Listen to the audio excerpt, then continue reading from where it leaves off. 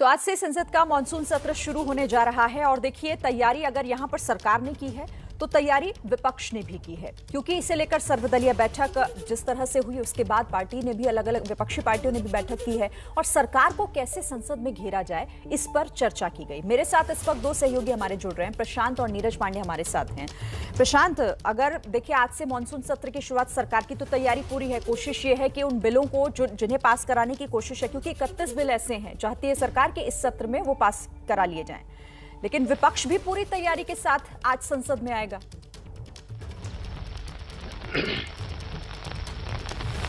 जी बिल्कुल, देखिए शिरीन, आपने जो शुरुआत में 4 मुद्दे बताए, महंगाई का, कोरोना का, उसके अलावा किसान कृषि कानूनों का, उसके अलावा अब एक नया मुद्दा मिल गया है विपक्ष के पास और वो है जासूसी कांड का। कल जब से ये खबर आई है तब से आपने देखा है कांग्रेस के नेताओं के रिएक्शन। राहुल गांधी ने अब से कुछ देर पहले ये ट्वीट किया कि वो जानते थे कि सरकार हमारी आपकी सबकी बातें सुन रही है। तो इस तरह की बातों से साफ है कि अब विपक्ष के पास इन 3-4 मुद्दों के अलावा जासूसी कांड का नया मुद्दा मिल गया है। आज ये उम्मीद की जा रही थी शिरीन की जो किसान कृषि कानून है और महंगाई के मुद्दे पर, इन दोनों मुद्दों पर विपक्ष की ओर से हंगामा किया जाएगा और कार्य स्थगन का नोटिस कई पार्टियों की तरफ से दिया गया है।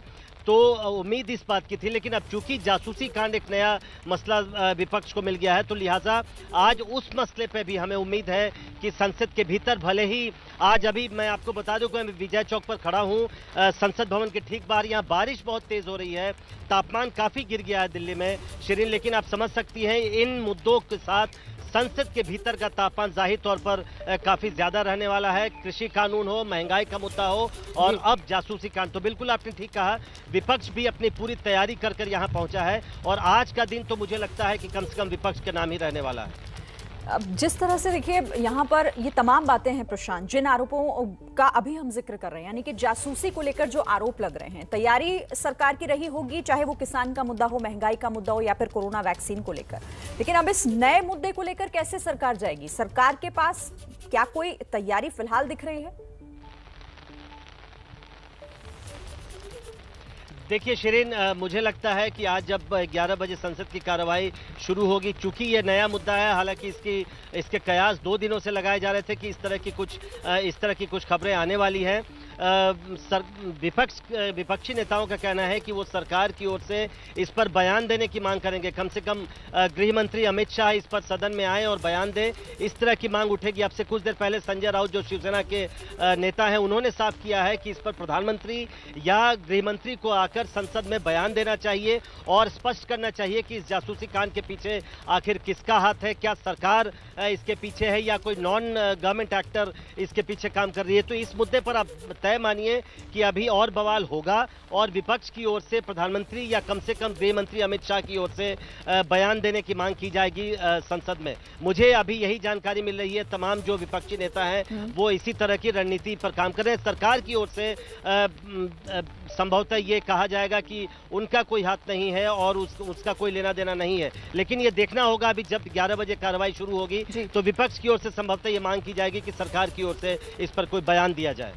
बिल्कुल दिलचस्प होगा देखना कि आखिर सरकार इस पूरे मामले को कैसे हैंडल करती है। प्रशांत आप रहिए, आपसे आगे भी बात होगी, लेकिन कोरोना की वजह से संसद के मानसून सत्र में कई तरह के बदलाव भी किए गए हैं। हमारी सहयोगी आपको बताएंगे कि कोरोना के इस मुश्किल वक्त में क्या बदलाव किए गए हैं।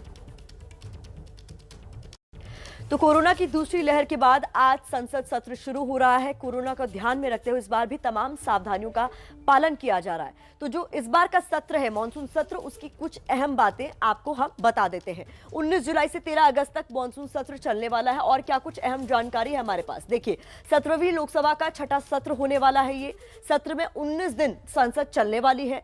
21 जुलाई को ईद उल अजहा का अवकाश रहेगा। इसके अलावा भी कुछ अहम जानकारी है, वो हम आप तक पहुंचाएंगे। यानी कोरोना की वजह से क्या कुछ बदलाव हुए हैं वो भी आपके सामने टच स्क्रीन के माध्यम से हम जानकारी लेकर आए हैं, जो आपको बता देते हैं। देखिए, मानसून सत्र 2021 की हम जब बात कर रहे हैं तो अहम जानकारी यह है कि सभी सांसदों को कोरोना प्रोटोकॉल का पालन करना होगा, इसमें कोई कोताही नहीं। दूसरी अहम महत्वपूर्ण जानकारी, सदन में कार्रवाई पुराने वक्त पर सुबह 11 बजे ही शुरू होगी। इसके अलावा संसद भवन परिसर में आम लोगों के जाने पर रोक लगाई गई है। कोरोना को ध्यान में रखते हुए यह फैसला लिया गया है।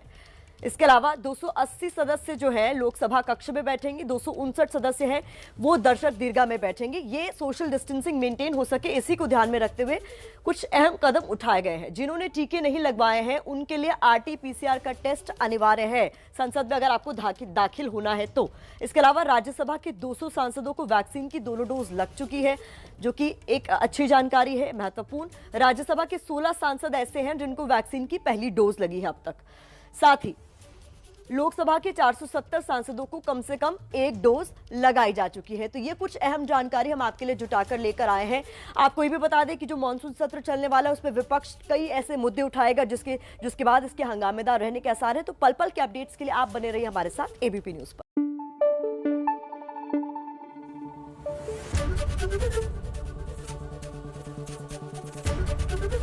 एबीपी न्यूज आपको रखे आगे।